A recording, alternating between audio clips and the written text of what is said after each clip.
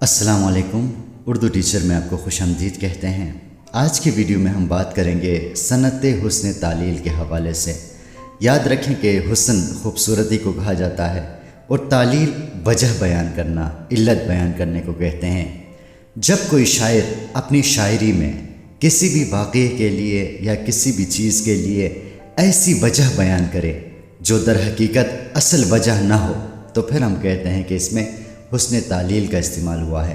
مثال کے طور پر جب کوئی شاعر کہتا ہے کہ جب میرا محبوب گھر سے باہر نکلا تو چاند شرما کر بادلوں میں چھپ گیا، تو یہ حسن تعلیل ہے، کیونکہ چاند بادلوں میں چھپتا رہتا ہے اور بادلوں سے باہر آتا رہتا ہے، لیکن شاعر نے اسے اپنے محبوب سے منسوب کیا ہے اور کہتا ہے کہ جب میرا محبوب گھر سے نکلا تب چاند شرمندگی کی وجہ سے، اس کے حسن کی خوبصورتی کی وجہ سے بادلوں میں چھپ گیا۔ تو اس کا مطلب یہ ہے کہ وہ ایک ایسی وجہ بیان کر رہا ہے جو در حقیقت اس کی وجہ نہیں ہے، لہٰذا یہ حسن تعلیل ہے۔ اس طرح اگر کوئی شاعر کہہ دے کہ میرا محبوب جب صبح سویرے اٹھا تو سورج بھی مشرق سے نمودار ہوا، یہاں بھی شاعر نے حسن تعلیل کا استعمال کیا ہے، کیونکہ سورج نے تو نکلنا ہوتا ہے کسی بھی صورت میں، لیکن شاعر نے کہا ہے کہ جب میرا محبوب اٹھا، جاگ گیا تو سورج بھی خوشی میں مشرق سے نمودار ہو گیا، یعنی ایک ایسی وجہ بتائی جو در حقیقت اس کی وجہ نہیں ہے۔ تو اس صورت کو حسن تعلیل کہا جاتا ہے۔ اس حوالے سے چند اشعار آپ کی سماعتوں کے نظر ہیں۔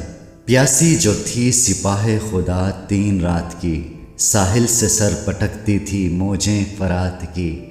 اب اس شعر میں آپ دیکھیں، شاعر یہ کہنا چاہتا ہے کہ 3 راتوں سے حضرت امام حسین اور ان کے ساتھیوں نے پانی نہیں پیا تھا، وہ پیاسے تھے، اور اسی دکھ کی وجہ سے، اسی غم کی وجہ سے جو دریائے فرات ہے وہ اپنی موجیں، اپنی لہریں کناروں سے ٹکراتی تھی۔ اصل میں یہاں پہ آپ دیکھیں، یہاں بھی صنعت حسن تعلیل استعمال ہوا ہے۔ یہ موجیں تو کناروں سے سر پٹکتی ہی ہیں، کناروں سے آ کر لگتی ہی ہیں، لیکن شاعر نے اس کی ایک ایسی وجہ بتائی ہے جو کہ ریئل وجہ نہیں ہے۔ شاعر نے یہ وجہ بتائی ہے کہ حضرت امام حسین اور اس کے ساتھی پیاسے تھے، اس لیے دریائے فرات کی موجیں ساحل سے آ کر سر پٹکتی تھی۔ ایک اور مثال دیکھیے، جہاد نفس عبادت میں مجھ کو ہے منظور، وضو کے وقت چڑھاتا ہوں آستینوں کو۔ اب یہاں پہ بھی شاعر نے ایک ایسی وجہ بتائی ہے جو در حقیقت اس کی وجہ نہیں ہے۔ جیسے وہ کہتا ہے میں آستینیں چڑھاتا ہوں۔